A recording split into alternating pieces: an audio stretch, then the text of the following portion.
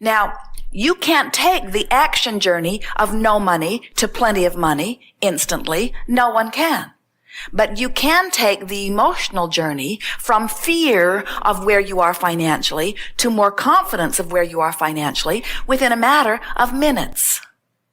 And when you begin to understand that taking the emotional journey is all that is required for you to begin practicing the art of allowing what you want, then you will discover that this creative endeavor has never been about action, and it's never been about words. It's never been about talking your way into something more that you are wanting. It's never been about acting your way into a better position. It's never been about the college degree. It's never been about landing the perfect job. It's never been about the inheritance. It's never been about finding the perfect mate.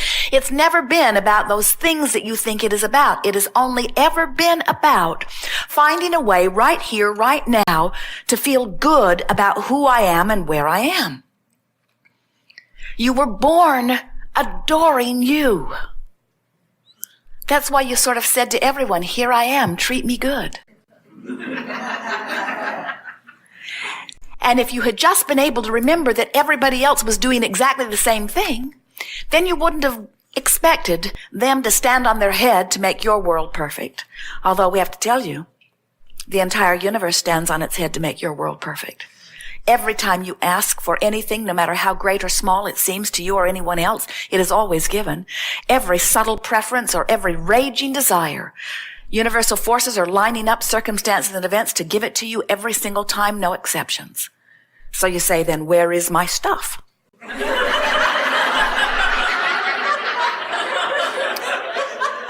And we say it is being held in escrow for you, waiting for the moment that you align with it. And as long as you're saying, where is my stuff? I see that it's gone. I cannot find it anywhere. I've expected it, but it's not here. My neighbor is getting it. My mother is getting it. My children are getting it. Everybody's getting it, but it's not coming to me. Where is it? I demand to know where it is. We say in your keen awareness that it's not there with you, it cannot come there with you. You might want to start softening those words. You might want to begin taking an emotional journey. Now here's the key. Taking the emotional journey not because you're trying to get the stuff. The emotional journey because it feels better not to worry about not having the stuff than it does to worry about not having the stuff. The emotional journey because it feels better to anticipate things improving than it does to worry about things not getting better. The emotional journey because it feels good to love and it feels awful to hate. The emotional journey because it feels better now. So yes, we do teach selfishness. Because if you are not selfish enough that you care about how you feel now, right now, where all of your power is now. Not later, not once the house sells, not once you find a better one, not once your lover cleans up his act, not once people start catering you better, not once your job improves, not once they start appreciating you more. Right now where you have all the power. You have the power to tweak your thought process to make you feel better now. And until you decide that that is the work, then you don't understand art of allowing. Art of allowing yourself to be in vibrational alignment with the well-being that you deserve. Now you know everything that is important.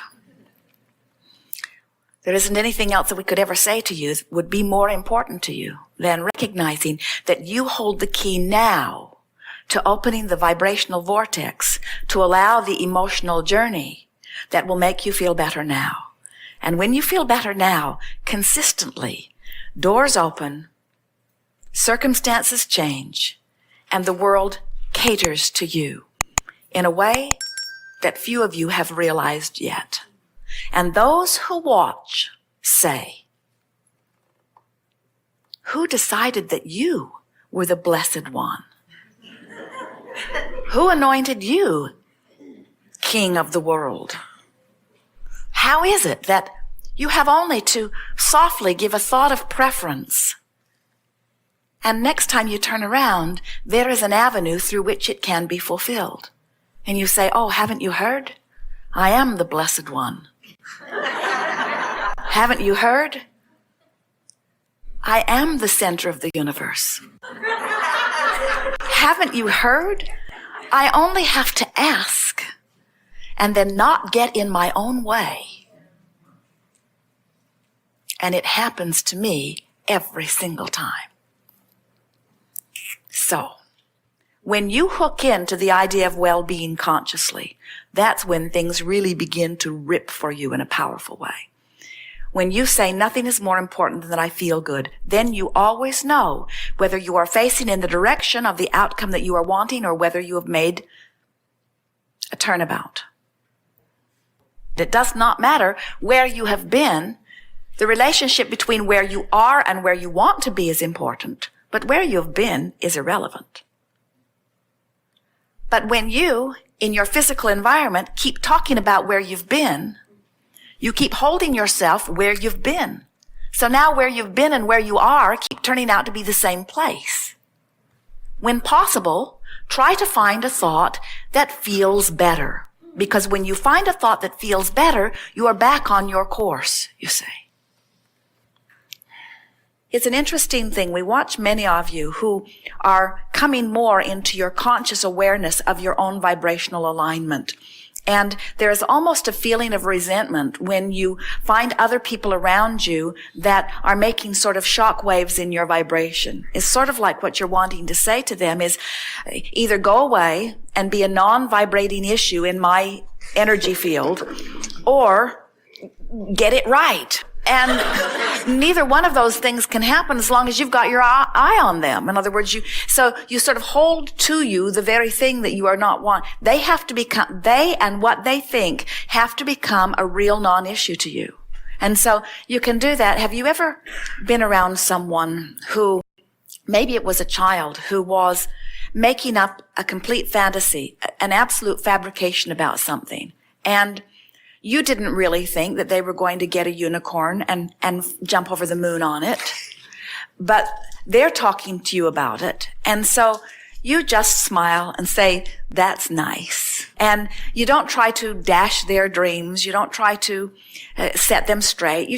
You're willing to let them have their fantasy while you go about whatever you are doing. Well, what you're going to want to do with these people that are trying to hook into your fantasies or your dreams is sort of think about them in the same way that you would that child. Just say, well, that's nice. Don't let what they think be so important to you. Now, how do you go about that?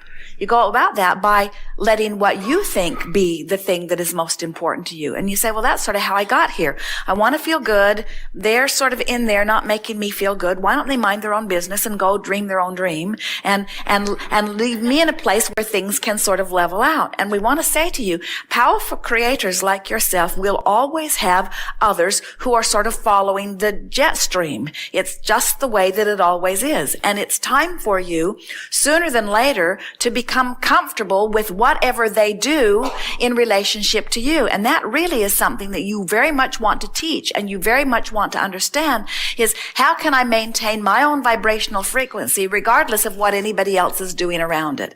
Because the thing that you're wanting to teach, the thing that really needs to be taught, it would benefit anyone who learned it, is don't ask circumstances to change in order for you to feel good. And so in the same way that you're wanting to not need them to be different in order for you to feel good. We know sometimes very well-meaning people can just make you nuts. And there is this desire to please them that is at the root of you letting that happen. When you release your desire to please them, and first of all, what's behind a desire to please them? Well, it feels good to please them. And it doesn't feel good not to please them. It got started a long time ago. But what's at the root of needing to please someone else is you tried, not just you, almost everyone, you tried to fill the void of your not connection to your inner being by pleasing someone else who could shine a little approval or appreciation on you. In other words, it was sort of a flawed substitute for true connection. And now it's sort of a vicious circle because you're in that habit of trying to please them because it has paid off in some ways in the past, but in trying to please them, you are at the same time sometimes not able to please yourself.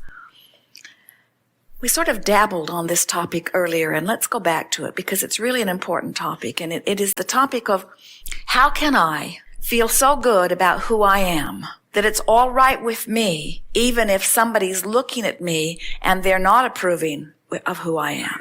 That's ultimate worthiness, isn't it?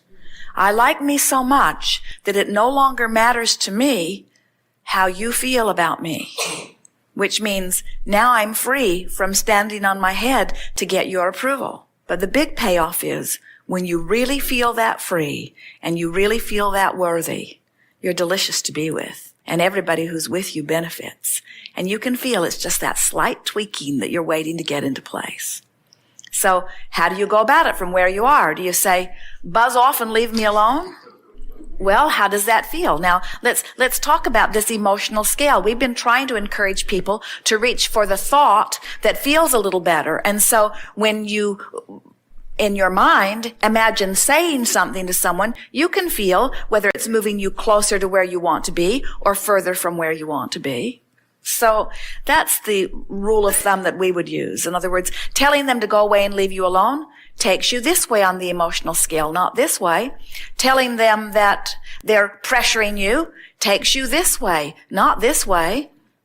Feeling angry at them for rooting for you takes you this way, not this way. And so anything that you think of that you might say or do to them relative to this subject takes you in the wrong way on the emotional scale, doesn't it? And so then you say, oh, it must not be about them. It must be about me. These emotions that I'm having must be about how I feel about this. In other words, maybe they're just helping through their attention to shine a spotlight on my awareness that I'm not lined up with what I want. That's where your true irritation is coming from, isn't it? In other words, they're just reminding me that I'm not doing what I'm saying I want to do. And so then I'm saying, well, that's because I want the universe to give it to me. And we want to say to you, you're not going to like it very much, but we love saying this to you. If you were in alignment with your dream, the universe would be giving it to you right now. But it's all right for your dream to be an expanding dream. And that's the hard part about co-creating. When you co-create with others, sometimes every time you co-create with someone else, the things that they want get vibrationally factored in. And so it's very important, especially when you are co-creating, that you continue to talk to yourself about what is important to you so that what is important to you becomes the dominant vibration.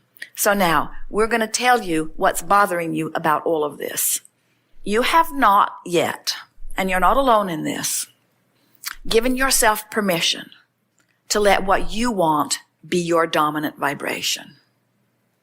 Mothers have that a lot.